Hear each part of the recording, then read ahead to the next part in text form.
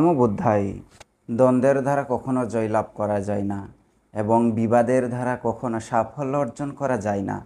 বিদ্বেষের দ্বারা কখনো সুখের অনুভূতি লাভ করা যায় না। হৃদয়ের সহমর্মিতা দিয়ে সকল প্রকার বৈরী শক্তিকে পরাজয় করা যায়। ইহা আমাদের জীবনকে ঠিকভাবে নিয়ন্ত্রণ করে। সুতরাং আপনি চিন্তা করুন, দ্বন্দ্ব, বিবাদ, বিদ্বেষ এগুলো করে আপনি কতদিন বা সুখে থাকতে চান, বা এগুলো করে আপনি কিভাবে সুখ অনুভূতি বা সুখ লাভ অর্জন করতে চান।